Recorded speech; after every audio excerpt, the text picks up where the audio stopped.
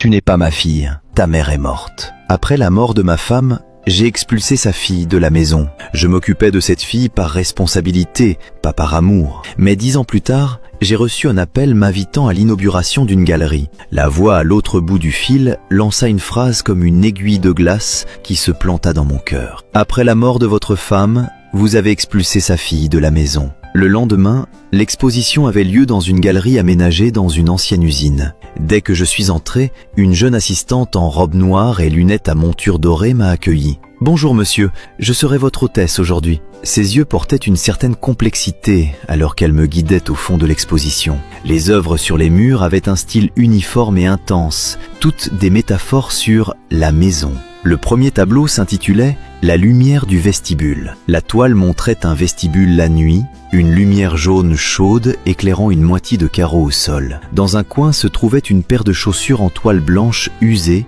à côté d'une paire de chaussures en cuir pour homme. Je reconnus ces chaussures. C'était le modèle que je portais souvent à l'époque. « C'est l'œuvre de votre fille à 20 ans », dit doucement l'assistante. Elle expliqua que ce qu'elle se souvenait le plus, c'était quand elle était petite et que sa mère faisait des heures supplémentaires. Vous laissiez la lumière allumée dans le vestibule pour l'attendre et lui réchauffiez un verre de lait. Ma gorge se serra. Je n'avais jamais pensé qu'un simple geste de ma part serait retenu par cette juste responsabilité belle-fille aussi longtemps. Nous avons continué à marcher et le deuxième tableau s'appelait « Le stylo et le carnet de croquis ».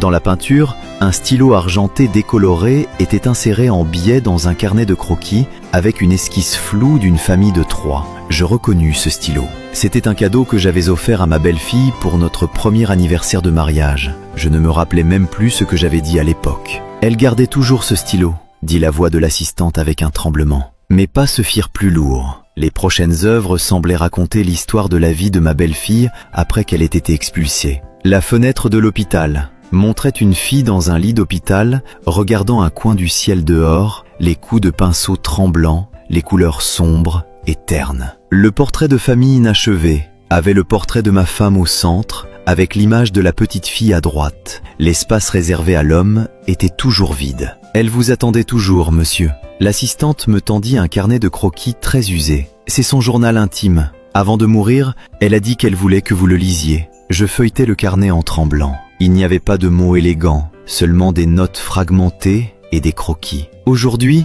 j'ai vu quelqu'un qui ressemblait à papa. Il était avec une nouvelle dame. Je n'ai pas osé l'approcher. Le médecin a dit que ma vie touchait à sa fin, mais je n'ai pas encore fini ce portrait de famille. Je ne le déteste pas. Je veux juste savoir, est-ce que sa responsabilité n'a vraiment aucune chaleur? Si seulement il pouvait venir à mon exposition, je voudrais lui dire que je l'ai toujours considéré comme mon papa. La dernière page était un croquis que ma belle-fille avait fait il y a 3 mois. C'était un portrait de mon profil. À côté, il y avait une petite note. Que la lumière du ciel éclaire sa tendresse inexprimée. La voix de l'assistante résonna dans mon oreille. Elle est morte il y a 3 mois. Elle a attrapé une maladie pulmonaire après avoir erré dehors. Je suis resté là, comme figé, mon sang semblant se glacer. Je compris enfin que ce que j'appelais responsabilité n'était vraiment rien d'autre qu'une excuse lâche. J'avais peur de faire face à cette belle fille qui ressemblait trop à ma défunte femme, alors j'ai choisi de fuir, utilisant le non-amour pour détruire la dernière espérance d'une fille. Les années qui suivirent, je devins le gardien des œuvres de ma fille. Je disais à chaque personne venant voir l'exposition, « Ce sont les peintures de ma fille. C'était une enfant douce et courageuse. »